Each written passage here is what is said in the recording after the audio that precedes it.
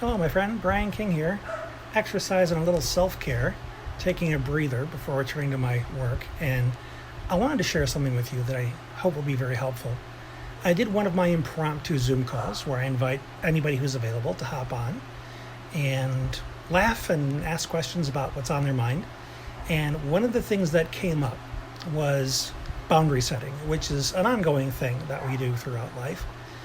And what are healthy versus unhealthy boundaries, or more specifically, what are good selfish boundaries versus negative selfish boundaries?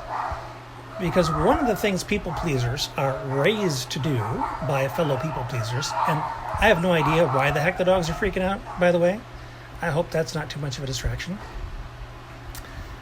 But I don't know about you, but I was raised to think that if I say no to people, I'm being inconsiderate, I'm being selfish, I'm not thinking about their needs. And that's what a lot of us learn from parents who are codependent, that we are responsible for their emotions and we are selfish if we think about our own. And thanks to that dysfunctional dynamic, we can grow up and look for more codependent relationships because that's how we think they work. The reality is, when it comes to setting boundaries, it's important for you to protect your energy, your mental, physical, emotional energy, so that you can put those resources in the direction where they matter most to you. And people that will come to you demanding your time, your attention, and your bandwidth, and if you're a people pleaser, you try and give it to everybody. And it's usually at your expense. And because as a youngster, you were encouraged to feel guilty for thinking about your own needs as well, you tend to overextend or martyr yourself. And one of the things that came up in the call we had is that there are people who by and large think that they have two options when it comes to boundaries. That they either martyr themselves or they're apathetic. You know, it's either I don't care, I don't have time, or of course I'm going to be available to you at 3 a.m. and I'm a better person for that. And if I'm not available at 3 a.m., you have the right to call me a lousy friend and I feel guilty and like a piece of crap, and so on. And you end up beating yourself up because you weren't a successful martyr, because you didn't overextend and find that little shred of strength or compassion or whatever you're supposed to feel, because as a people pleaser, you can never give enough. Okay? I hear this argument a lot. But what it boils down to is that one of the reasons we don't set healthy boundaries for ourselves is because we don't have the self-worth that empowers us to do so. We don't have the self-compassion where we look at ourselves and say, hey, Bri, you have needs too. You suffer too. And your right for self-care and to be supported and to be given to is just as important as anyone else's. Just as important, equal. It's not either or. It's not that I'm more important than you. I'm also important. And that's a key differentiator between those two extremes of I either don't give a shit about you or I overextend to the point of making myself sick. The middle ground is an and, not an or. And I've told many stories in my videos over the years about how I've had to set boundaries with my own kids, saying, you know, in their time of need, or they want my attention for something. Not even a crisis, just something they want to talk about. But I'm so mentally exhausted I can't be present with them. So I would say, I absolutely want to hear what you have to say. I want to be there for you. However, at the moment, I don't have what I need to be able to give that to you. Can you allow me some time to rest? Or, more directly, I'm going to take some time to rest.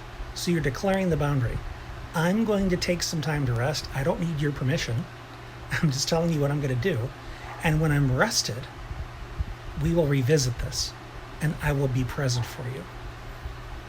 That requires me to value myself enough to do that. And a lot of people that were raised in these codependent dynamics don't have that inner sense of self-worth. The self-compassion that says, I matter too. So one thing I want to encourage for you is to look within and see, do you have any elements of self-compassion where you can look at yourself and say, I love myself. I extend some awareness and some grace to my own suffering and realize I deserve my own turn. I deserve to be getting what it is I need in healthy ways. And if other people don't appreciate those boundaries, I don't have to kick them to the curb necessarily. I can just say, look, under these circumstances, I know what it is you want from me. But if you expect it and demand it of me, that doesn't mean that I am obligated to try and measure up to your very high, very self-serving expectations. I can say, I appreciate those are your expectations, but at this moment, I need to take care of myself before I can take care of anybody else. Now, we hear this kicked around a lot. You can't take care of other people if you don't take care of yourself first. It's a wonderful pleasantry. But what people don't tell you is the work that's required to be able to own that and practice that. And the work that needs to be done is to heal the wounds that tell you you're not good enough, that tell you you don't deserve this stuff, so that you can replace it with a script that honors the value you have as a human being. Whether or not you're earning 5 or 6 figures, or whether you're a pillar of the community, or whether you have high status, that's stuff society created. And you don't require any of those things in order to be good enough. The fact that the universe created you says that you are here to serve a purpose. The universe saw a gap in what was in the world, and the universe gave the world you. And what's unfortunate is that you may spend a lot of time not serving your purpose because of all of those bad lessons you learned early on, those bad scripts that were put in your head that told you that you are supposed to live for others at your expense. And that is not how it works. You are put here to be here for others. And guess what?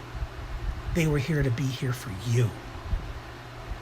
So it's time to install a little healthy reciprocity where both sides get their needs met, both people feel worthy, both people are loved, and both people respect each other's boundaries. That's the goal, folks. That's the work. So I wanted to share that with you, and hopefully it'll be helpful. And don't forget that I do this for a living. I teach people how to do this work, to create healthy boundaries and be free of this guilt and this bludgeoning that you do to yourself all day long. And I'm very open about my own work with this, as you've seen through my posts, my videos, and so on. So I've still got a ways to go, and that's kind of the human condition. But what I have learned so far, what I have mastered to some degree, I can teach you. So if this is something you want to explore further, pop me a message through private messenger and we'll talk about it. And if there's anybody you know that might benefit from this, let them know about it. And by all means, leave your comments below to let me know if there's been any takeaways for you from this video.